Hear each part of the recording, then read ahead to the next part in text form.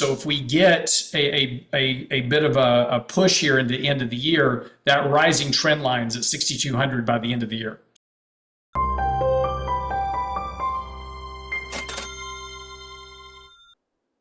Welcome to Thoughtful Money. I'm its founder and your host, Adam Taggart, welcoming you here at the end of another week for another weekly market recap with my good and Orleanian friend, portfolio manager, Lance Roberts. Lance, how you doing? Orleanian or Orwellian? Because it's more of the Orwell thing, I think. Yeah, I picked Orleanian only because we are recording this a day earlier than normal. So folks, just bear with us that we don't have all the market data for the full week because we're recording this on Thursday, because I'm hopping a plane in a couple hours to fly to the New Orleans Investment Conference, which I attend every year. This year is the 50th anniversary of the conference, so it should be a really big deal. Wish you were going to be there, Lance, maybe next time. But anyways, I thought I'd go with a New Orleans theme. There you go. I like it. All right. And just a heads up, folks, too, we will be recording early in the week next week as well, because obviously it's Thanksgiving. And we wanted to make sure that you got some sort of weekly update next week. So Lance and I are going to do that right before we rush off to our Thanksgiving meals with our respective families.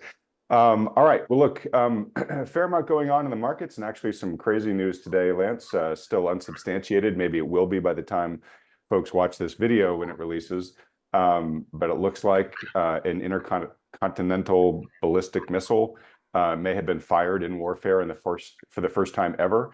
Thankfully, didn't have a nuclear warhead on it, but that's definitely got the world's attention and certainly, created some market reaction here, at least the morning that we're talking. I want to get in all that real quick.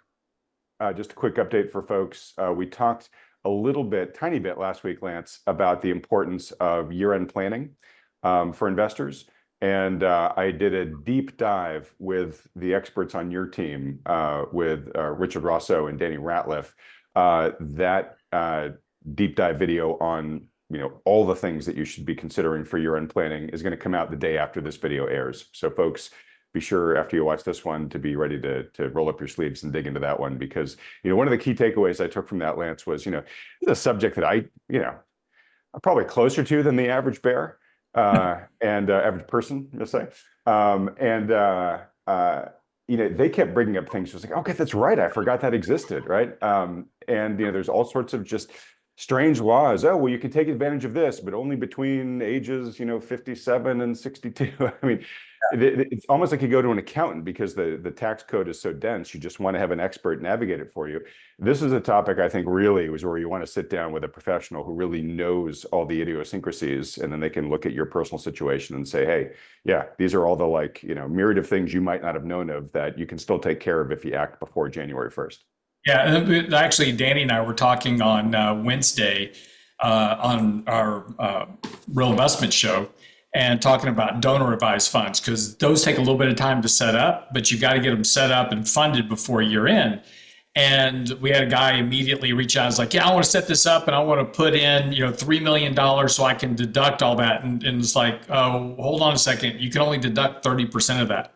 So, you've got to really know as you said, there's so many little intricacies of all these different things. There's great things to take advantage of, right? That you can reduce your taxable income, control your charitable donations. There's so many opportunities to help manage your tax risk. And this is kind of one of the things that always kind of makes me laugh a little bit when people go, the rich need to pay their fair share.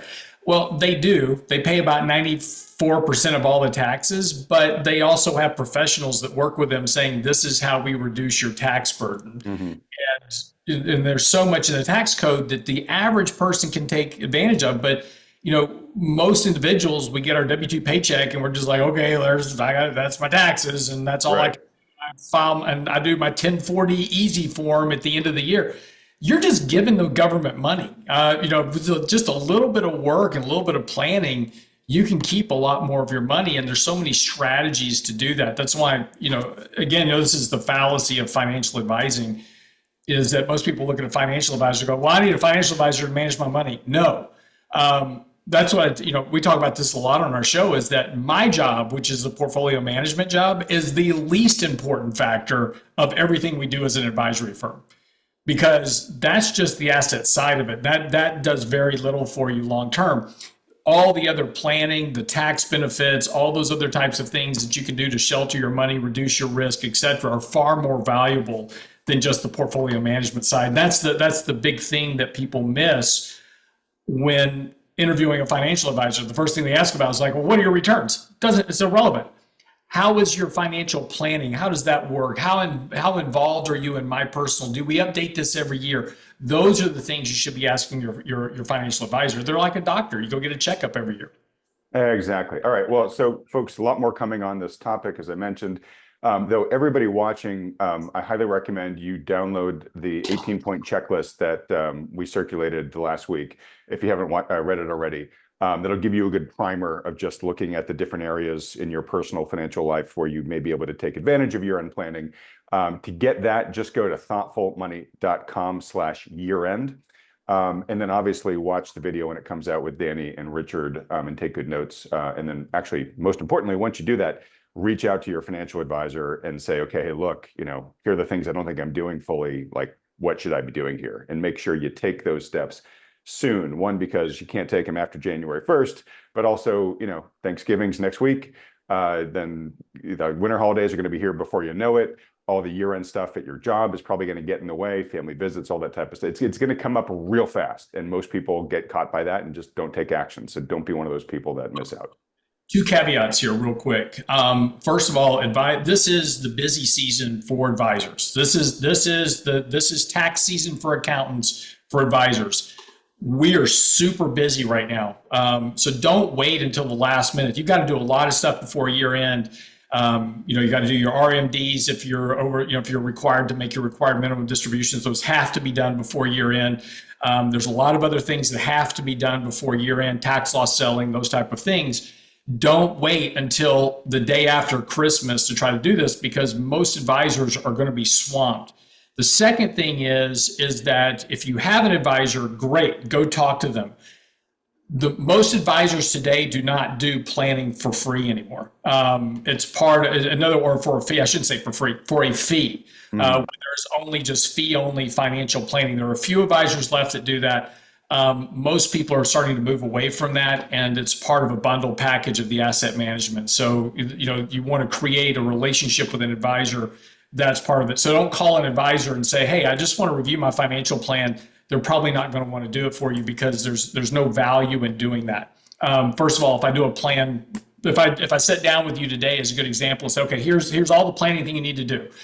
Next year, it's all different. But what happens with most people is they do a financial plan once, they put it on a shelf, and they never look at it again. Right. And it's completely outdated the next year. And so it's of no use. And then what happens in 5 or 10 years, something happens like, well, my financial plan said this, and now I'm in this big pool of mess. Well, it's because you didn't follow that plan, first of all, or things change. Tax codes change, tax laws change, all those type of things change. And now you're on the wrong side of the coin. So financial planning is something you have to do every single year. And that's why you engage a financial advisor to manage your money, do your financial planning. It's all part of the single fee that you pay, and it's worth it if you use it correctly. Yeah, Lance, you're making me think that everybody should probably have a annual date on their calendar that's kind of like your annual physical, right? Which is like, at some point in the year, I'm going to sit down with my advisor. We're just going to review the plan. We're going to update it for what's changed since last year and all that stuff. And then they probably should have another date in the calendar, let's say like in mid-November, where it's just a check-in. Like, all right, year end's coming up. I've been following the plan. Anything else I should take advantage of here before the end of the year, right? You're nodding as I'm saying all this. Yeah, because we do that for our clients. So when you become a client of our firm, every year you're being reached out to, and we update your plan. We do all these type of things. We do it on your anniversary, so it spreads out over the course of the year. And then at the end of the year, like right now, we're emailing all of our clients, hey, time to do RMDs, time to do this. This is what's got to go on. But again, that's what your advisor should be doing. Okay. All right. Well, look, let's get to the market action next. Real quick, just an update for folks. Some folks will be listening to this on Rumble, which is a new platform that we're also putting these weekly market recaps and other thoughtful money videos up on now. I've had enough people over the past year say, hey, I'm either not a fan of YouTube, or I'd listen more on some of these other platforms. So we're now on Rumble, and we also hopefully have a fair amount of folks who are still listening on the podcast networks as well. So just in case you weren't aware of this, we're on all the major ones, Spotify, Apple Music, what used to be Google Play. I think it's now called YouTube Podcasts or something like that. So just many, many ways to get your weekly dose of Lance and our other guests besides just YouTube alone. All right, Lance. Well, look, markets are still down a little bit for the week. So the deflating that we began to see from the peak, from the 6,000 plus S&P record continues, although it's been relatively light. A little bit of volatility today, quite frankly, not as much as I would have thought, for oh my God, did World War III just start? Fear of the the ICBM being launched. Again, hopefully maybe that even gets disproved as news. But even if it happened, hopefully that's something that's going to trigger real attention to peace talks at some point soon here. But what is going on with the markets right now? Basically, they're doing fine. Markets are green today, and again, just technically, are they green? Because when right before we hopped on, they weren't. Yeah, no. As of right now, we're currently up. We're currently up 33 basis points. So yeah, we're doing fine. Up about 19 points on the S&P right now. Small cap, mid caps are outperforming today. They're up about a point and a half, so 1.5%. So small cap, mid caps doing well. Dow Jones stocks are doing well. It's up about 1.2%. The only thing dragging the S&P today is Google, which is the Department of Justice came out and just made this random statement. Says, yeah, Google should be forced to divest Chrome, basically. Yeah. And which makes no sense whatsoever. But yeah, I mean, it's the last dying breath of this DOJ before it gets completely revamped under the new administration. So they're throwing that out there. And so that's got Google down, but that's the only, but because of its weight in the overall index and the fact there's two weightings of Google in the index, because there's the A share and the B share class, that's dragging on the overall S&P. If it wasn't for Google today, the S&P would probably be up half a point, maybe a little bit more. So, but no, overall, the market's doing fine. And this little sloppy period we had this run up post-election to 6,000, and then the market pulled back over the last week or so. And that's completely normal. You typically always see this about this time of the year in the month of November. You typically get some weakness. And then it's really kind of starting today. Today's kind of the day it starts. You get a rally into Thanksgiving because basically the inmates run the asylum for the next 5 days because all the traders are gone. And then you get a rally through the end of the month post Thanksgiving because of retail sales and those type of things. So you typically have a very good rally. That's going to go to the first 5 days of December, give or take. And then mutual funds are going to make their distributions for the year. So every year, mutual funds have to distribute their capital gains, their interest, and their dividends for the year, depending on what type of fund they are, whether it's a bond fund or a dividend equity fund, whatever. So that's going to lead to a little bit of sell-off in the market for about a week or so. That'll take us kind of right into Christmas. And then post-Christmas, everybody then rebalances and window dresses for the end of the year. And right now, most mutual fund managers are underweight the big tech stocks to a fairly large degree, which has impaired their performance.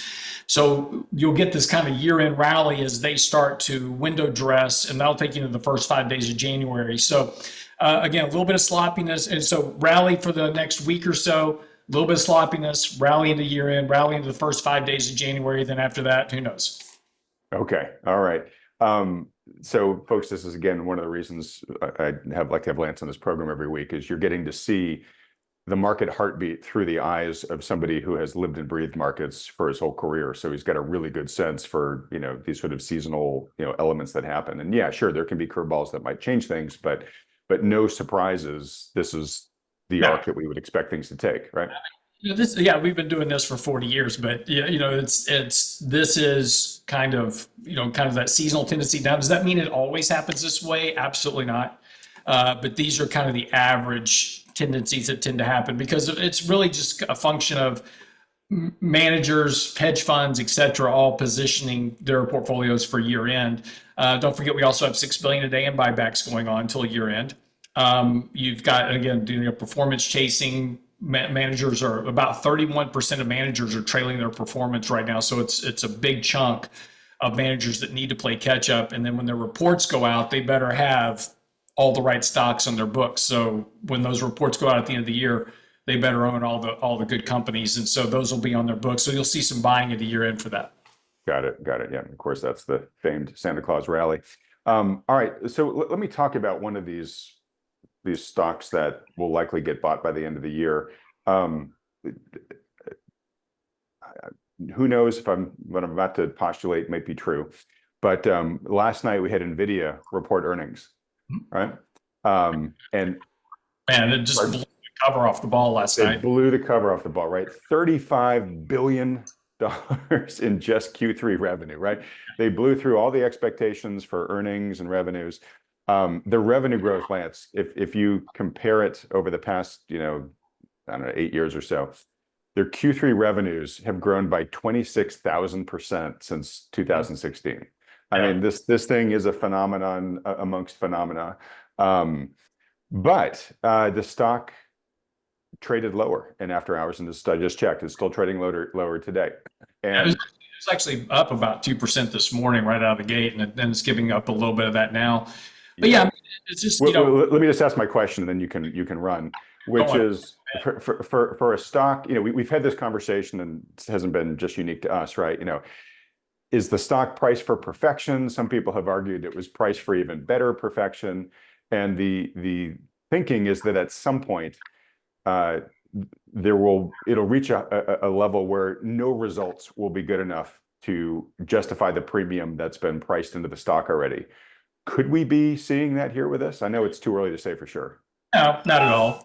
Again, you take a look at the price to earnings growth for this company. It trades at a 1.9 times price to growth, which is very reasonable. If I can buy a company with a PEG ratio of less than 2, I'm a buyer all day long. So fundamentally, it's an extremely cheap, as fast as growing its earnings.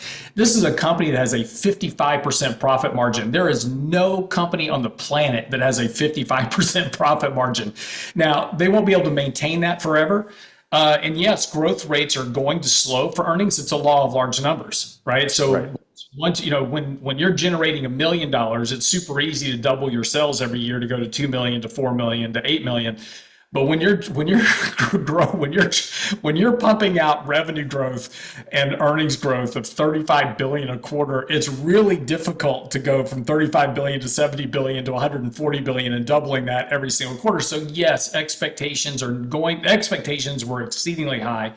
Goldman Sachs was expecting something like 40 billion, which was ridiculous that they would even put a number out there. That was just so far out of target estimate. You look at the growth, they grew by 95% over the quarter. I mean, that's just a phenomenal growth rate. And they were just way out there, like 120% growth. So, but even Nvidia came out today and said, look, our demand for Blackwell is even greater than we thought it was. So, they've got a lot of runway here. But now the thing about this is that it's going to bring in competitors. There's going to be other companies that show up now, and there's probably already a lot in development. Private equity companies, if you can come up with an AI company of some sort, doesn't matter what it is, if you can just go, yeah, I'm doing something in AI, private equity money is just being thrown at these companies right now. So I am sure that somewhere there are some private equity companies funding some Nvidia competitors, and they will eventually come to market. They will take market share, and this kind of growth that we see in Nvidia is going to slow down somewhat. But that's probably a bit of a far run right now. So again, Nvidia's got the wind at its back because they own the market at the moment. That will change eventually. But and again, you should expect that, and earnings estimates will start to come down, which again will start playing the game that we play with every company, which is, oh yeah, here's the estimates, we'll lower it a whole bunch, and then Nvidia. Mm-hmm. Same thing we've been doing with Apple for the last 15 years, right? So Apple beats estimates every quarter because we keep lowering the estimates. Apple hasn't grown revenue in 5 years, but they keep going up in price because, it's just a function of that. And outside of that, don't forget, this is all about passive investing. Passive investing is now taken over active ETFs by a large degree. And, when you start looking at the composites of all these different, ETFs, for instance, Apple's owned by like 374 ETFs. So every time somebody buys an ETF, it funds Apple. So again, you can apply all these kind of doom and gloom scenarios about, oh my gosh, they're at peak, and maybe not, but these things can last for a very, very long time. And this is why technicals will help you manage that position. Okay, so on Nvidia, I hear you saying I'm not sweating any bullets yet on it, and I know you guys have it in your portfolio. Um, uh, we've talked about passive capital flows a lot, so I'm not gonna rehash it here, but it does raise an uncomfortable question that I'm going to ask you just to react to. Um, so first off, just Apple, specifically, it hasn't grown its revenues for a long time. On the day we're speaking, I think some data just came out that they've seen like double-digit sales drop in demand for the new Apple Intelligence model that's been out there. This might have been only in China specifically. I can't remember the details off the top of my head. But we're seeing lots of sign that Apple's growth days, are kind of behind it. Yet, as you said, the stock price just keeps, marching higher and higher, right? So, if passive capital flows are all that really matter, then Lance, why does your job matter? Why work with an active investor? Yeah, an active financial advisor. Well, because it's just like this year. Having an S&P index is fine, but an active stock picker, and I think this becomes much more of an issue, particularly once we get into next year, is a good example. I think next year is going to be a year where we see a pickup in volatility in the markets for a whole variety of reasons. And being able to actively select individual securities, you'll likely lead to some outperformance over your benchmark, whatever your benchmark is. So if your benchmark is 60-40, as an example, or 80-20, or 100% stocks, there's going to be a real possibility that you'll be able to outperform that index by a margin, not by tens of percents, but you'll be able to outperform that index through better selection of securities rather than just owning a big basket. Okay. There's more on that thread that I want to pull, and it's related to an interview that I just recorded with Grant Williams that's actually running live on YouTube as you and I are recording this right now, Lance. Before I get into that, though, because I think that might be a pretty meaty discussion, can we pull up the S&P, and can you just give us an update on where we are with the technicals? If I remember correctly, last time we had kind of broken down of the near term uptrend, and I can't remember which daily moving average we were bouncing off of. I think it might have been the 20-day. All right, so here's the latest. So what's this telling you now? Basically, what we were just talking about a second ago, we actually had some really positive price action this past week because we had that really strong rally, got super deviated from the 50-day moving average right after the election. So again, this correction wasn't surprising. Markets got really overbought short term. So a correction was likely. We came down to the 20-day moving average, tested that 4 times, and actually tested it 5 times this morning. Again, so we just kind of keep testing that 20-day moving average and are trying to trend higher here. So again, if we can stick a couple of days together here where we get a positive open and stay positive all day, then we're likely going to start to rally back towards 6,000, 6,100 by the time we get into early December. So again, we're just now, this weakness, this little drop of weakness that we saw is very normal relative to, in fact, I just posted a chart about this morning. Yeah, right here.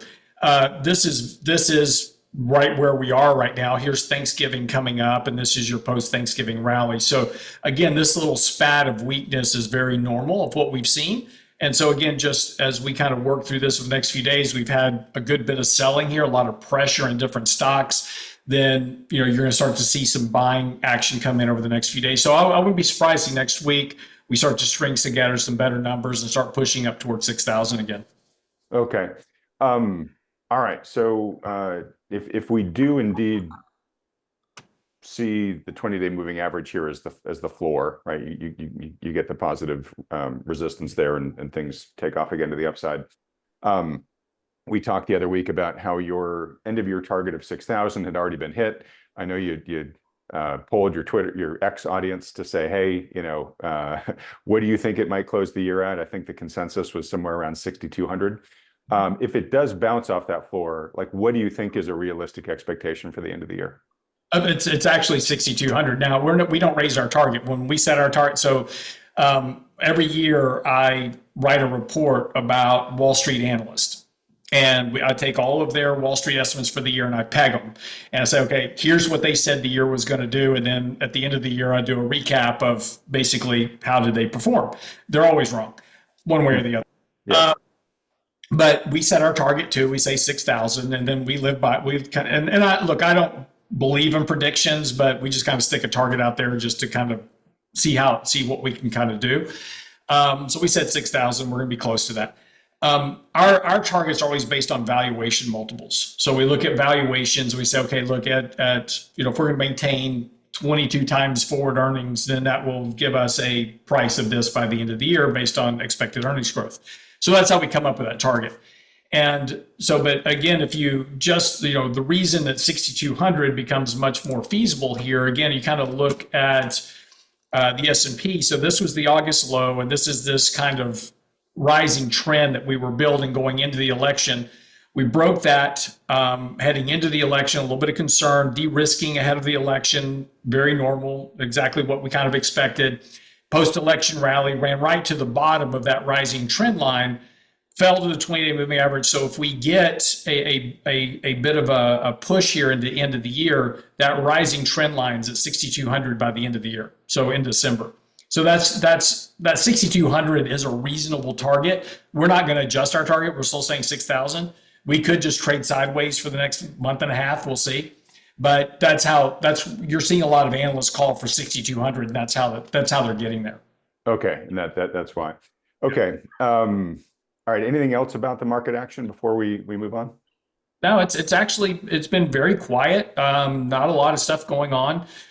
There's been a few little hot spots in here like Snowflake, and it's interesting. Some of these companies like Snowflake and others, they're having really big moves post earnings, even though they barely beat earnings.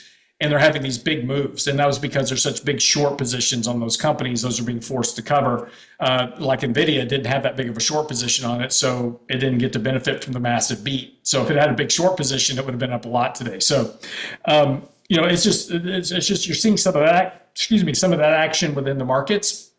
But overall, it's been very quiet. Okay. All right. Well, one part of the market that hasn't been quiet has been Bitcoin. And I think we just mentioned it in passing last week, but I wanted to give you an opportunity to express any of your thoughts on it. I know last week you briefly said, it's real short-term overbought. It probably is. It's flirting with 100,000 right now. And I think it was 2 months ago, it was in the 50,000s. And I think its record price was around 70. So it's made a really big move in a very short period of time. You're seeing plays on Bitcoin like MicroStrategy do even better. There are now these leveraged ETFs on Bitcoin and MicroStrategy that people are piling into right now.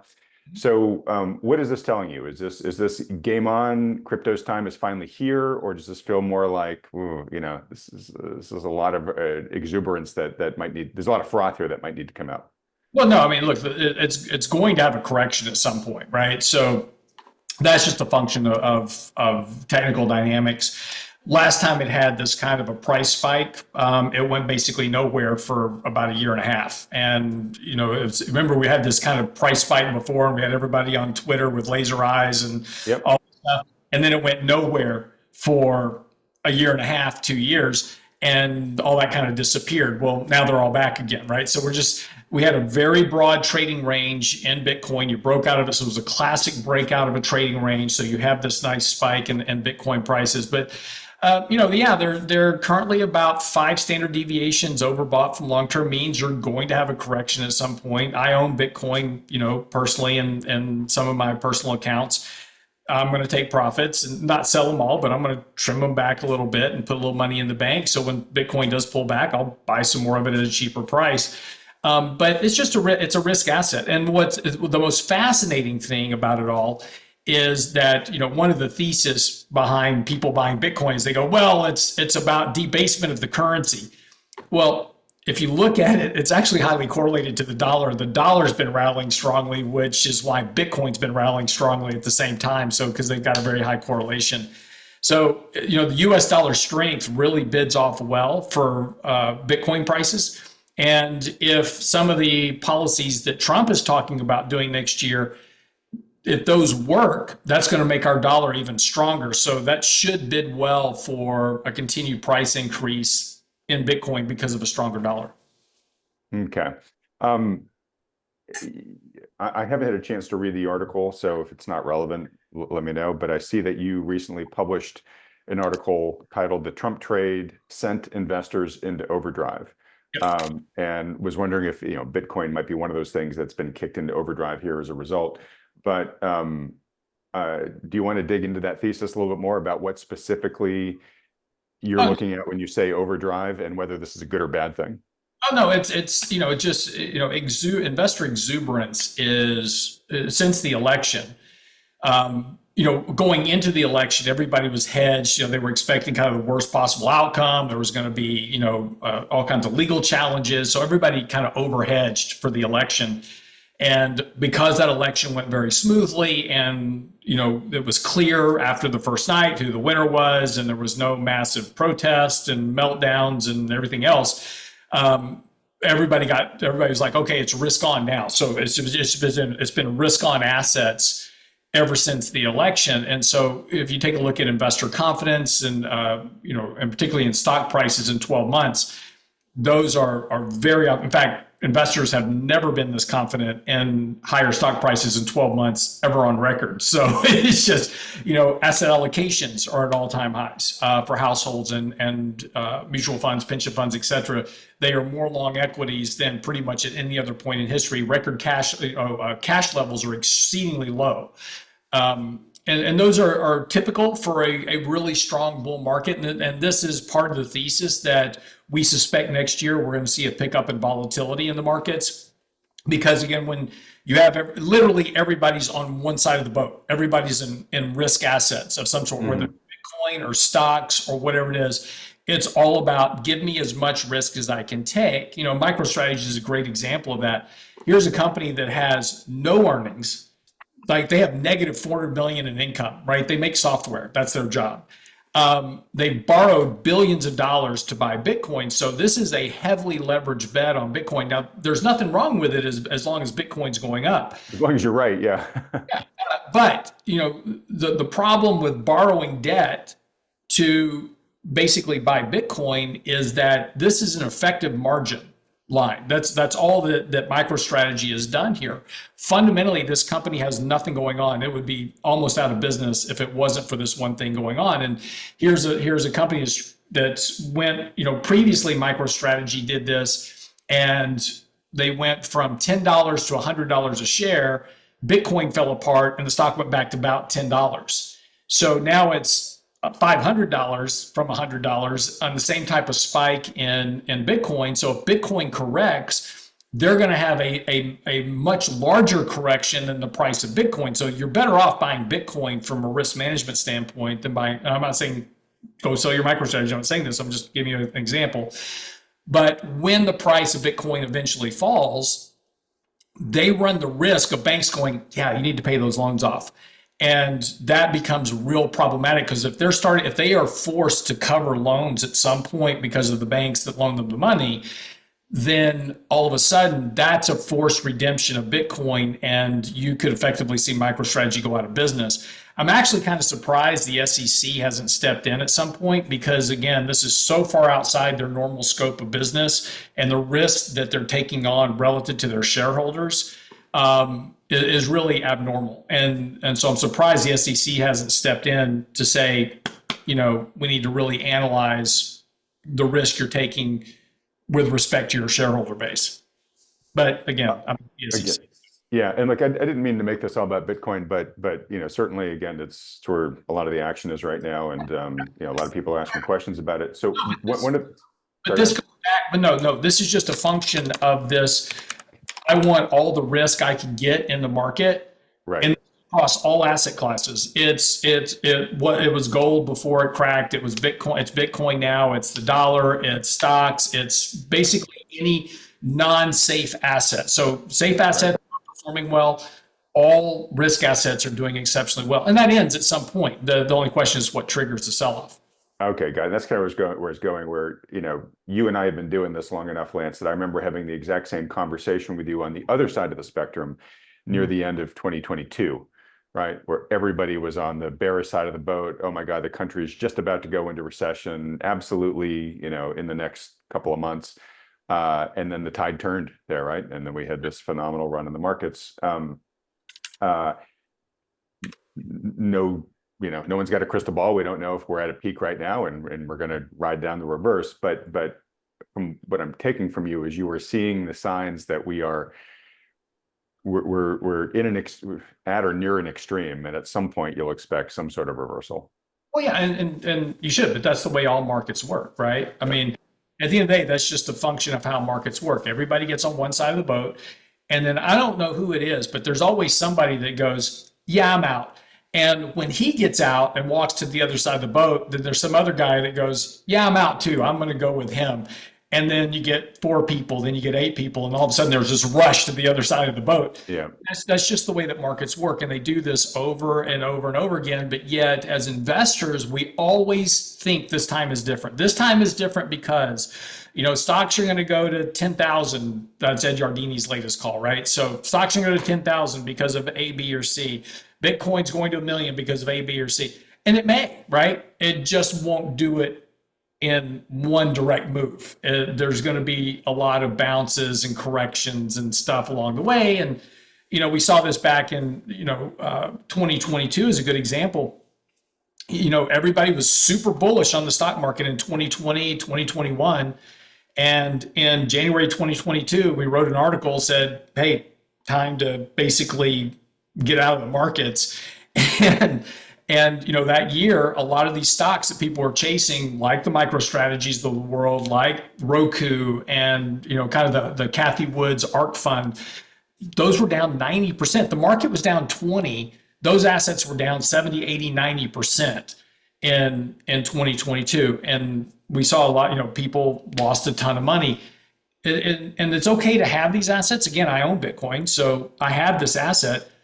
But I also know how to control risk. And that's the one thing that you've got to just learn about managing money.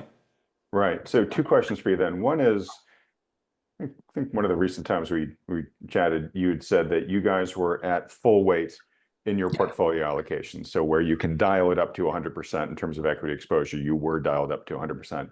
One, is that still the case? Yeah, actually, we're now actually have been working on this process over the last couple of weeks.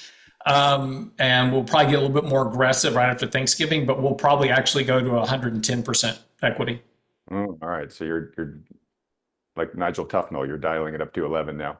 All right. So you talked about a well-timed article that RIA put out at the beginning of 2022 saying, hey, things are looking frothy, time to start taking chips off the table. And that, again, turned out to be somewhat prophetic. What would you need to see to write another article like that? When you start seeing, right, so at the moment right now, we don't have any stress, right? There's no financial stress or no credit stress at the moment. We've talked about this before, and I've got an article actually coming out, I think, week after next, talking about credit spreads. But that's what you want to start to see. When you start to see credit spreads pop out a little bit, you start to see some breaking in the system. And there's certainly some very risk of this. Right now the Fed's still doing QT, right? They're still reducing their balance sheet. They're still working on that process. They're cutting rates, but at a very slow pace. We are starting to see SOFR rates pick up a little bit. There is a little bit of funding stress for the banks. And remember, as always, the big risk for the financial banks are collateral values. So if interest rates kind of pop up a bit and you start to impair collateral values, that's one of those risks that you kind of keep a watch on, because that starts to impair the rest of the market. But again, that's where the Fed steps in and goes, okay, if there's stress in the SOFR, there's stress in collateral, they're going to revert to the next announcement will be, hey, we're stopping QT and we're going to restart QE at some point this year, and we're going to do 30 billion a month, whatever it is, and that'll be to alleviate that SOFR stress in the markets. Also start to cut rates a little bit more aggressively, and that'll bring interest rates down, but that's also going to impair the financial markets when that occurs. But we don't see that yet. So when we start to see that kind of stress in the market, we'll start reducing our equity risk. All right. And obviously you'll be on this channel every week. So folks, I will be asking Lance continuously about this so that if his radar starts blinking warning signs, you'll get the early detection warning.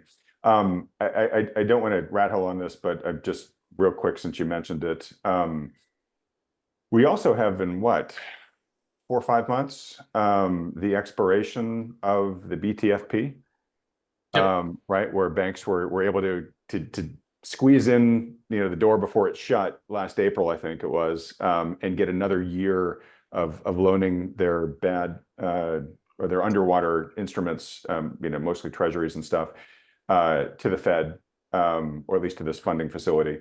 Unless something changes, they're going to have to absorb all that back on again in a couple of months. How big of a risk factor do you see Well, that as? I don't know. I don't think it's like a huge risk. And again, you always remember that when there are things out there like that, the banks aren't just sitting around idle going, yeah, I'll just worry about it when it gets here, right? Right. Yeah, I know. Yeah. It's like commercial real estate, right? You remember about a year ago or 2 years ago, it was like, oh, commercial real estate's the next big shoe to drop. It's going to wipe out everything.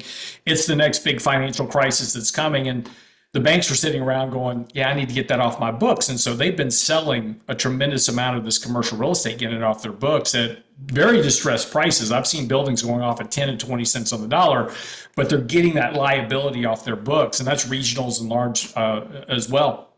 And there's certainly still some risk out there for that. But these banks know that that's coming due. So they've been working behind the scenes to shore up a lot of that. Doesn't mean that there's not going to be some impact of that when that funding program starts. But you should be well aware that the Fed is in close communication with these banks saying, yeah, you need to clean this up before this ends because we're going to stop this. And that's even assuming they stop it. They may extend it again. Right. There's nothing to keep them from changing the rules. And again, if something does pop up, their first line of defense is going to be stop QT, start QE. There was an interesting article out, I think yesterday, late in the afternoon, talking about the government's issuing a lot of debt right now that's causing congestion in the treasury market, and that's easily solved by QE.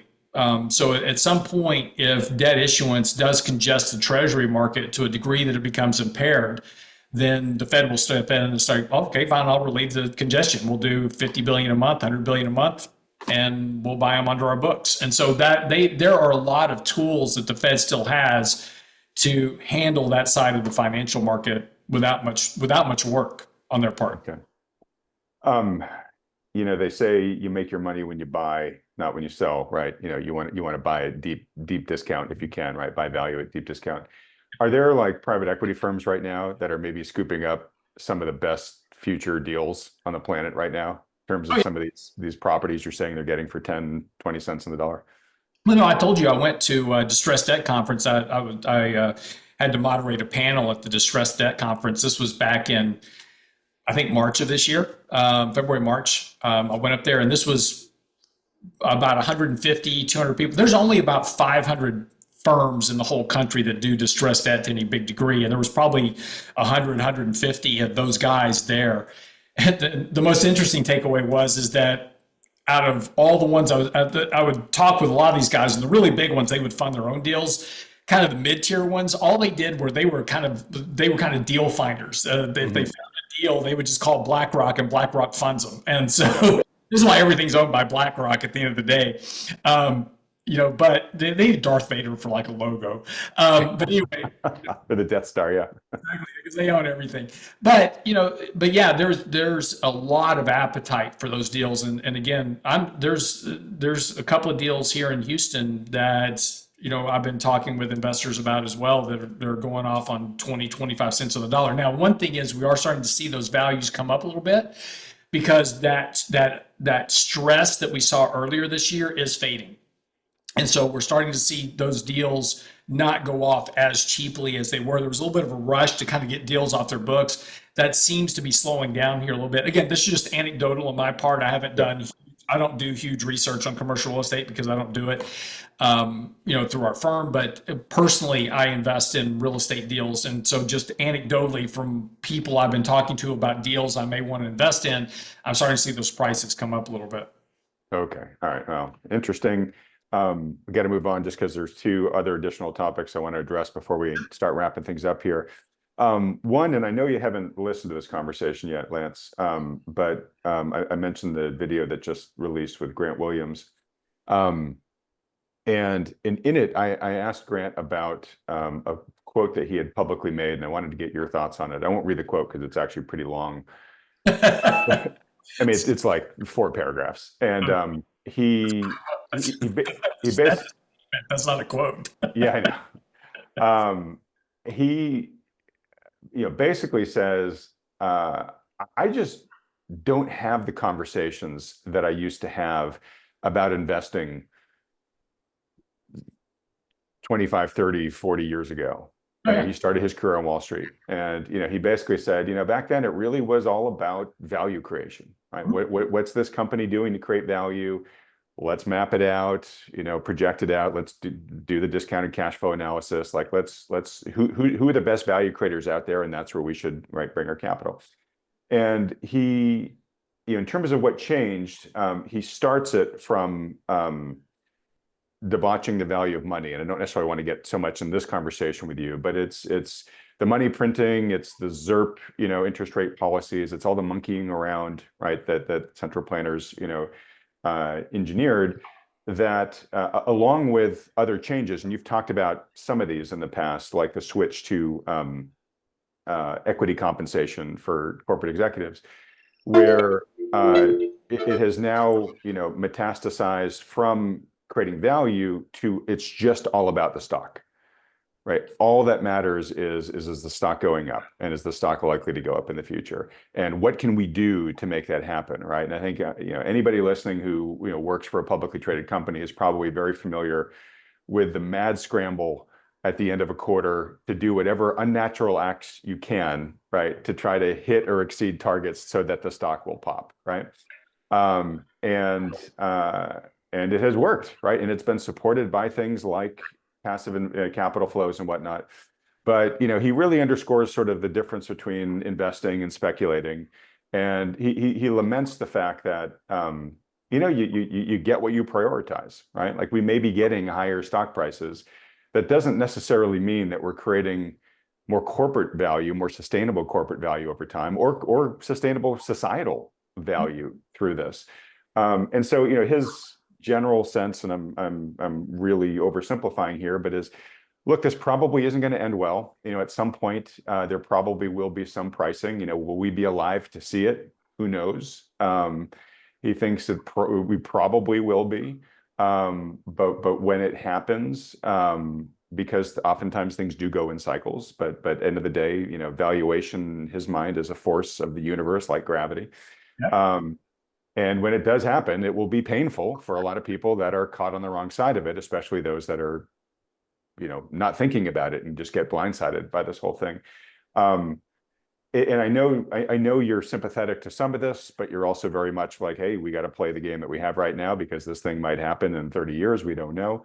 But I wanted to give us a chance to just roll up our sleeves and dig into this. And so, any thoughts you have, certainly on the investor level, but even just the societal level of, like, are we setting ourselves up for failure, and are we wasting our human capital and energies by focusing on a goal that really isn't a constructive one for us in the long run? Okay, I'm not sure about the last part of the question. So, what do you mean by focusing on a goal that, just building wealth? Yeah, like our whole commercial endeavors are, I want to get stock price up, versus, hey, we're trying to create long-term sustaining value for us as individuals, but also as a society. Yeah. No, I agree with everything he says. I mean, when I was coming up in this business, it was all about fundamentals, because, we would spend hours cranking out discounted cash flow analysis and margin analysis and all these type of things. And It's funny. My son is taking an accounting class at school because he's thinking about, maybe I want to kind of do what Dad does. And so, great. I said, well, go take an accounting class and see if you like it. But I kind of chuckled to myself because, he's calling me. It's like, Dad, it was an interesting course. They had to pick a public company and then do the analysis on the public company. So he picked Nvidia. That was his choice. And so he's calling me up every day. He's like, Dad, so how do I get to the quick ratio and current ratio and all these, debt to equity and all this? How do I find this? I'm like, okay, your teacher should be teaching you this, but this is where you find it all. Yeah. But I chuckled to myself. I was like, because none of that matters. Used to, Grant's right, is that we used to spend a lot of time trying to understand what the value of a company was, because the price that you paid was the value you got. And if you overpaid for a company, you would wind up losing money over time because you overpaid for that capital. But this was before the creation of ETFs. And, the thing that we don't know yet is how this ends, because here's the conundrum about ETF investing. Everywhere you look now, want to get rich? Buy these 3 ETFs. I was watching the day and this video popped up, and it's this guy says, my name is so-and-so, and I was a former financial advisor, but now I do financial advice for free, and this is how I invest my money. Buy 3 ETFs. And that's his whole strategy for making money. So you get everybody. And this was genius by Wall Street, by the way. Mutual funds were the start of it. ETFs were the abomination that came out of this, which is that if I can just issue an ETF and I can annuitize my revenue stream, I no longer need to sell product. And remember, all Wall Street does is sell product. That's all they do. So, back in the day when Grant and I were coming up through the business, the way that Wall Street made money every day was that I had to go out and sell a stock. So I went and sold a stock. I got paid a commission for the stock. Right, it was commission based, yeah. Yeah, and it was fair and honest, right? I sold, I made a good pitch to you, Adam. I said, hey, I think you should buy Apple. Apple wasn't around back then, but Apple.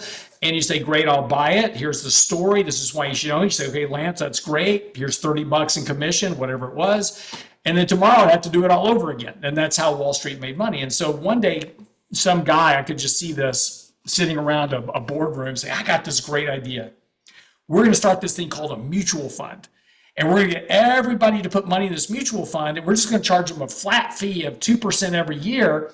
And as long as they hold it, we don't have to sell any more product. We just sell them the fund, and then we just make 2% a year on the massive machine. And then so somebody came along and said, well, forget the mutual fund.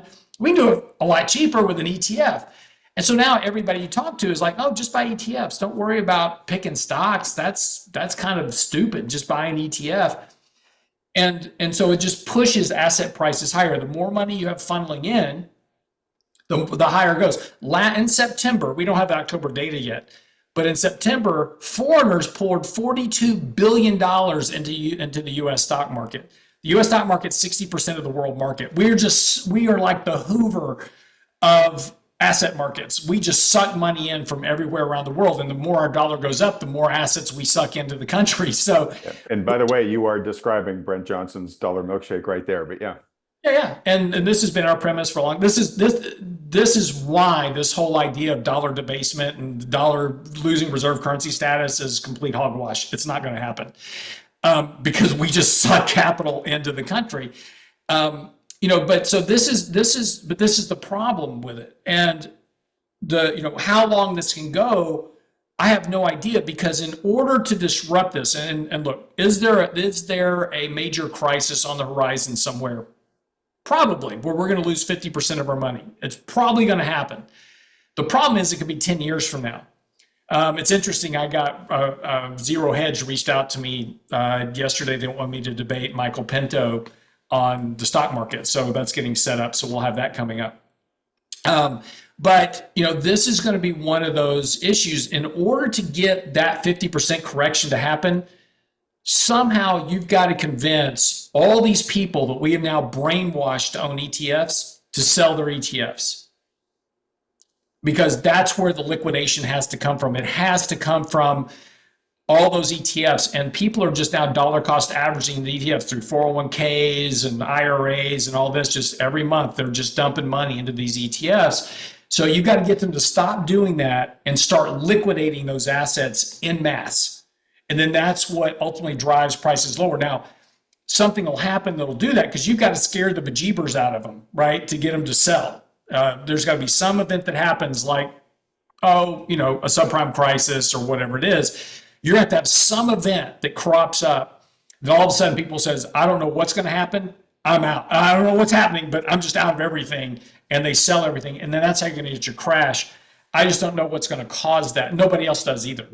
Nobody does, right? Yeah, we've talked about that. And so instead I have two questions for you, and you've more or less answered the first, which is, how do you as a capital manager, if you think about this as like a sort of Damocles that's hanging over your head that at some point might break, how do you still keep doing what you're doing, knowing that sort of existential risk is there? And I think you say, look, you pay attention to it.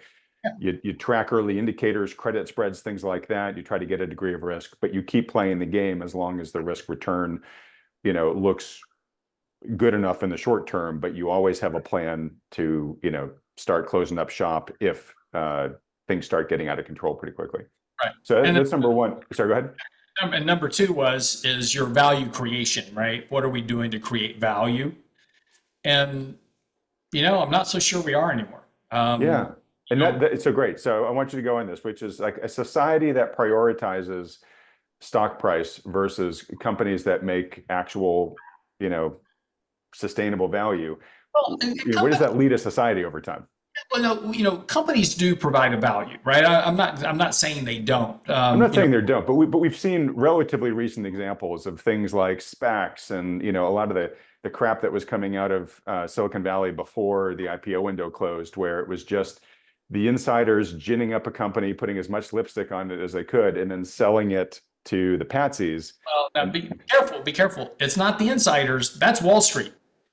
So if I'm a company, right, I can gin up a company, but I've got to get Wall Street to sell the product for me. And so SPACs, those were creation of Wall Street. IPOs were creation of Wall Street. So this is this is what I always try to get back to and make sure people understand is that when Wall Street is just selling everything they can find, regardless of the underlying value of the company, that's when you want to be cautious because there's so much demand in the market. We saw this in 2020 and 2021, right? Everybody had money to spend and they wanted to, the speculative greed just took over Robinhood and everything else. And so they're like, man, we can't get IPOs out the door fast enough because there's this stupid thing called a regulatory process where it's got to be by the SEC. That just takes way too freaking long. Here's what we'll do. We'll create this SPAC, which it can just absorb money. It can have no investment idea what it's going to do with the money, but we can just get this SPAC out to market. So you had, Aaron Hernandez and everybody or whoever it was. Right. Let's get a celebrity to be the face of it. Yeah. And just get them out to market. But that's where you got to really step back and go, what's going on here? Because it's not companies. To answer your question, I think it's really a two-sided coin. Companies create value. Apple creates a good product, right? Facebook creates a product. Is it a valuable product? Social media, has it really done anything positive for our country to have social media platforms of any sort, whether it's Blue Sky or Twitter or Facebook or Rumble or anything else? Do they really provide a value of any real sort? Or have they had more of a devalue to our country socially, right? You take a look at teenage suicide rates and depression rates and isolation rates and those type of things. So you can make that argument, right? That some products, some companies don't create real value, but Wall Street wants to sell that product. And Google wants to, everybody wants to advertise on Facebook. So they just absorb massive amount of dollars just through ad revenue because people are stuck on their phones, looking at products and they're buying stuff, off of Facebook, right? So, that's the one side of the coin of it. The other side of the coin is that Wall Street is kind of responsible for a lot of this because, again, their whole goal is not to actually make you a better investor. Their goal is not to build your wealth. The goal is to build their wealth. Their job is simply to sell your product. And they'll come out with new products all the time, ETFs, whatever it was. Good example, MicroStrategy, right? It's not good enough just to go out and buy the stock of MicroStrategy. Somebody said, hey, let's take that stock, leverage it 3 times or 2 times, and create a single stock ETF around it, so you can really just, Yep. load up the. And what kind of value are we providing to individuals? Because when that thing cracks, people are going to lose all their money. I just wrote that article about a month ago about the kid in Canada that turned Tesla, $10,000 Tesla investment into $400 million and lost it all. And then lost it. Yeah. Right. And so, the value, we are responsible as investors for the value creation, right? But we don't care about that anymore. All we want to do is we just want to make money. We want to make as much money as possible. So we don't care about the value creation. It's a sad state. We used to care about companies, and companies used to care about their employees. And I've written a lot of articles. People blame capitalism, say, "Oh, capitalism sucks." No, capitalism is fine. Capitalism works great. You can go out today, start a company, and you can make a lot of money for yourself. Capitalism is fine. It's functioning. It's working fantastic. Corporatism is the problem. And now corporations are all about themselves. It's no longer about the employees. It's no longer about the product, service, or value they produce. It's how can I jack up my stock price so my executive compensation gets met. Those are the problems. They'll correct themselves, but in order to correct themselves, you have to allow companies to fail. And then that's where the government steps in and has exacerbated this problem by bailing companies out. 2020 was a good example. Boeing spent 5 years spending all their money doing share buybacks, and as soon as they got in trouble, companies should have gone bankrupt in 2020. Royal Caribbean should have gone bankrupt in 2020. Caribbean Cruise Line should have gone bankrupt in 2020, but we bailed them all out. And so that's where you break capitalism, when you start bailing out companies for bad behavior.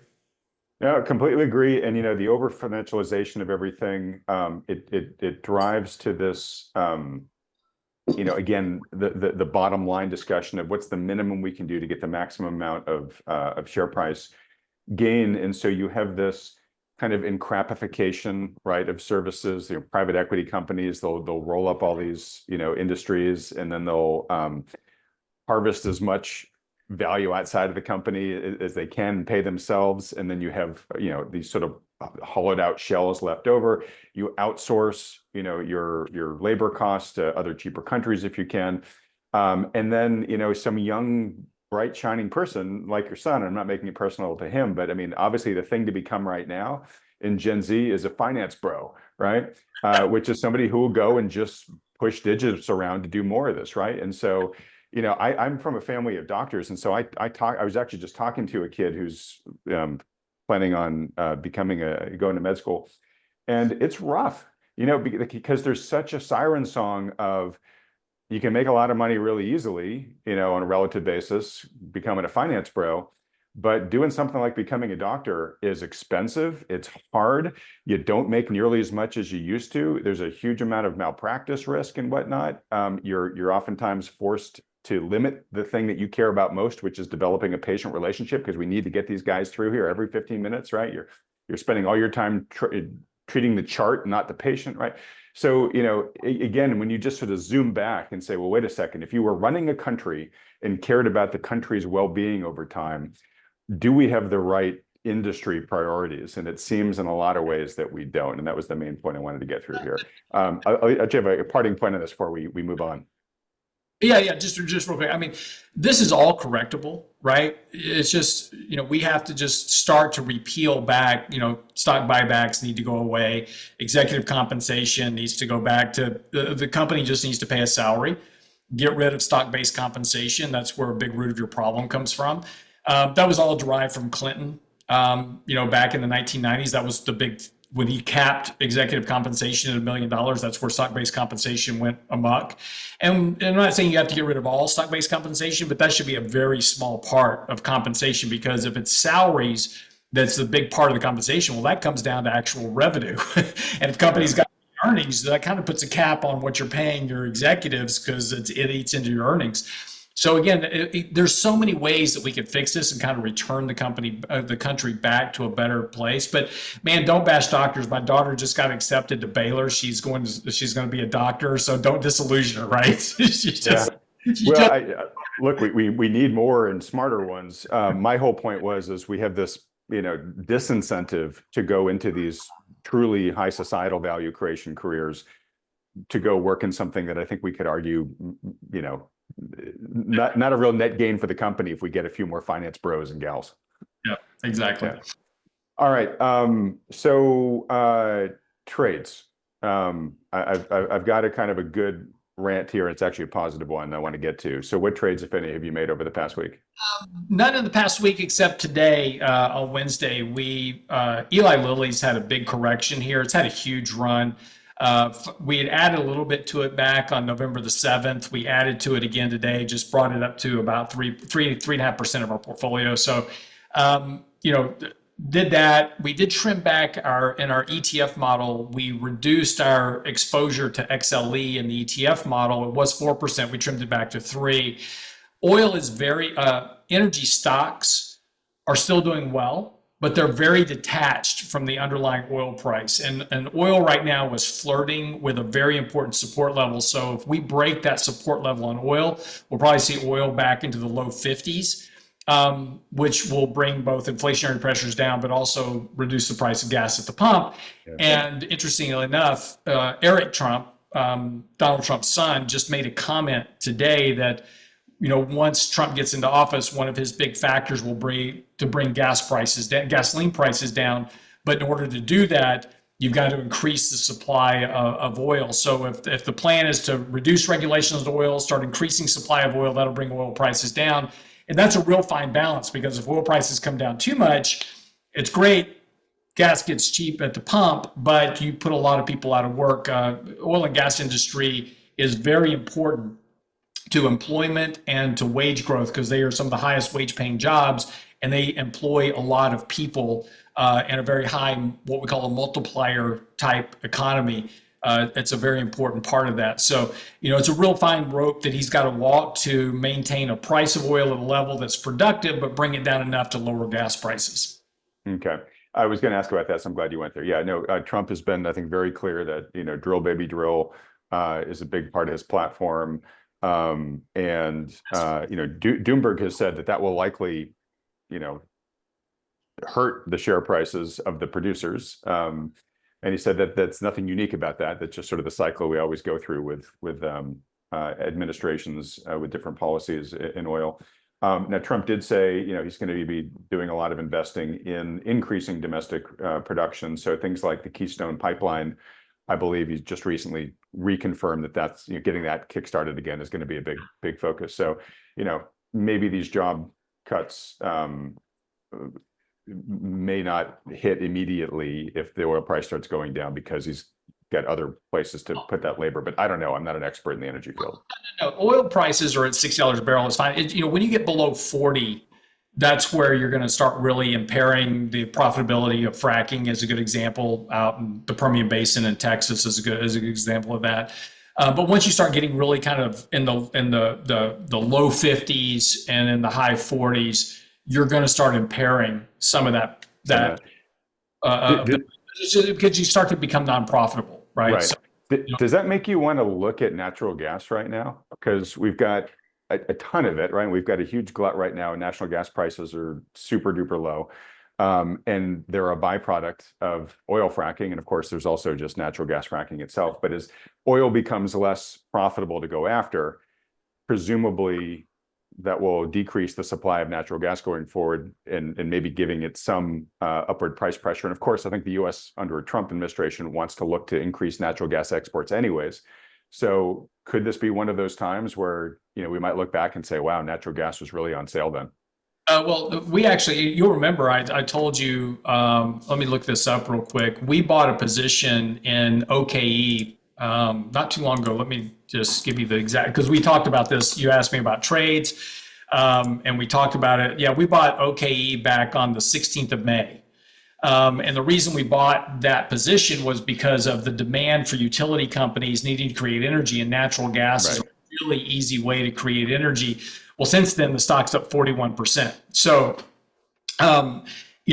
that's a little bit of a different trade relative to oil, because there's another demand equation for natural gas. So yeah, we like natural gas. Again, we own a position in it, and we actually own two positions that all play off the natural gas kind of position. But that's we think there's a bit of a different dynamic in natural gas going forward. So yeah, we like the bullish outlook for that. We're still long energy. I mean, we're still long oil stocks. So in our equity portfolio, we own ExxonMobil and Diamondback Drilling.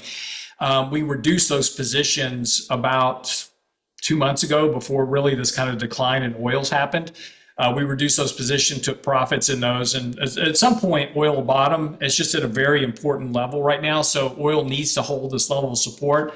If it turns up and starts to get a little bit of legs, basically maybe we get another kind of uptick in the conflict between Ukraine and Russia, or something happens in between Iran and Israel. Something kicks up, and there's some concern about oil supply.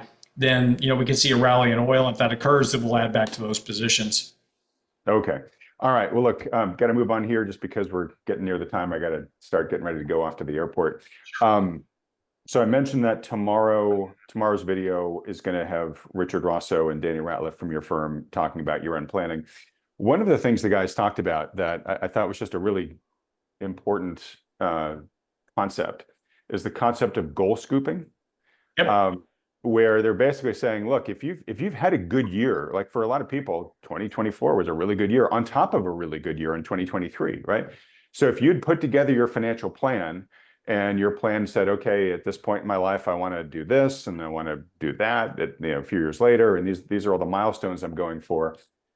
If fortune has been good enough to you that you've moved faster than planned on your expected timeline, well, you may be able to pull in some of those future goals to today and say, hey, look, you're at that point where you can buy that vacation home, right? Or prepay your child's tuition or whatever it might be, right?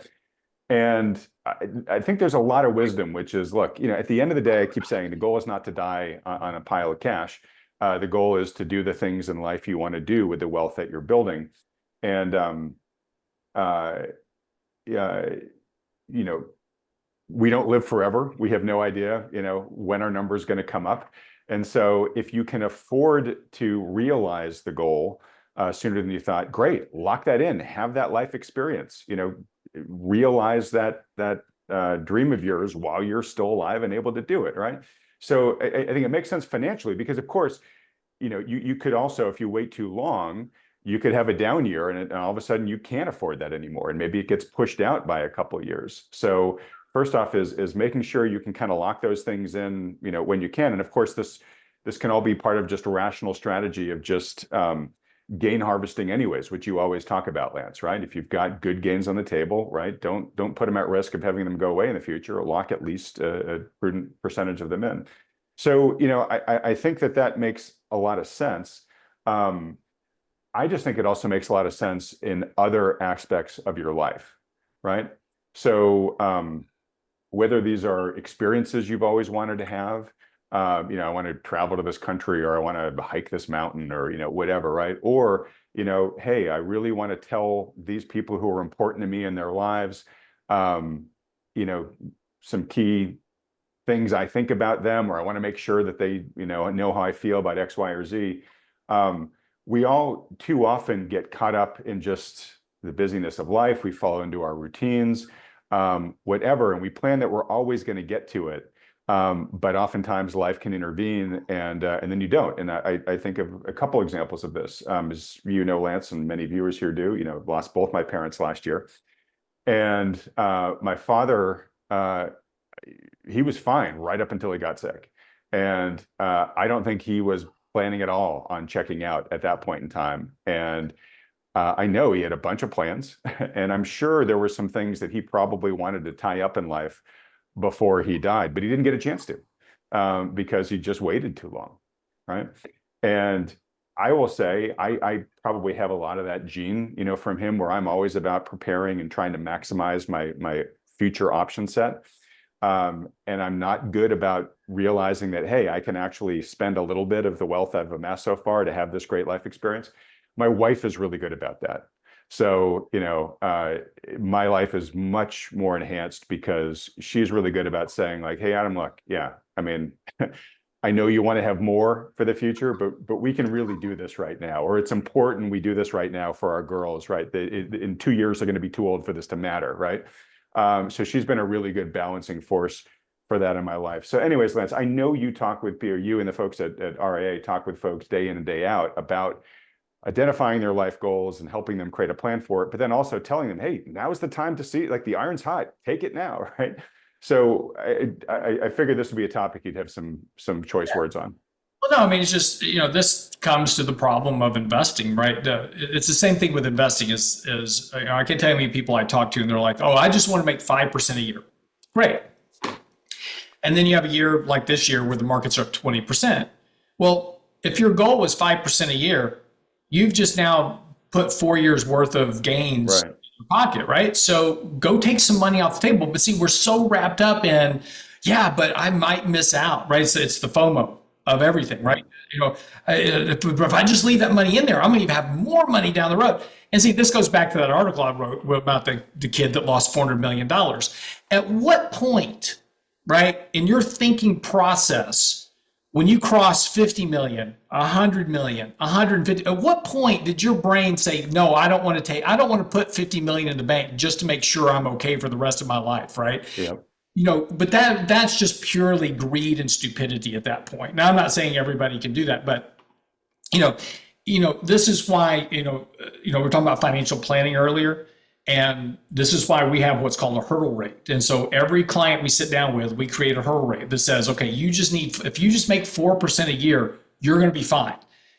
And so every year we review that. And if we've exceeded that hurdle rate, that's great. We bank those. If if you're halfway through the year and, you're well ahead of your goal, we bank that so that we make sure that your goal is going to be met over time. And that's the reason you have a financial plan. And this is why you have to, update your plan every single year for good years and bad years, because there's going to be a bad year that comes and you don't want to wind up giving up 5 years worth of your gains and set yourself back 5 years in a market decline. And then you're having to start all over again, trying to get back to where your goal is, plus, all the other compounding problems that come along with that. So, but we do this in our whole life, right? It's like, oh, I'm just going to do this now, and I won't take that trip this year, or I won't take the trip next year, and I'll take it in 5 years from now. I'll do it tomorrow, whatever it is. But that never happens because we get there. It's like, okay, well, I'll do it next year, right? And we keep postponing it, and then something happens, cancer, illness, whatever it is, and then you never did it. And you never took advantage of it. So great, you've done all this work, but you've never enjoyed any of the fruits of your labor. And this is why we've got it. But inherently we have this greed factor, right? And this is why it's so hard for us as investors to manage risk, because we just want to make more. We just want more. We just got to have more. But we never realize that there's a time that just take some money, put it in cash. It doesn't, and it's like, well, yeah, but cash doesn't yield anything. Who cares? It's safe. Nothing's going to happen to it. And you got it when you need it. And that's the whole, or go take the trip, go take your wife, these type of things. If we did more of that, we probably would have a divorce rate of 50% in the country. Wives would be a lot happier if their husbands would spend a little bit more time with them, right? So, those are the things that planning will help you resolve. But B, psychologically, we just have to come to grips with that.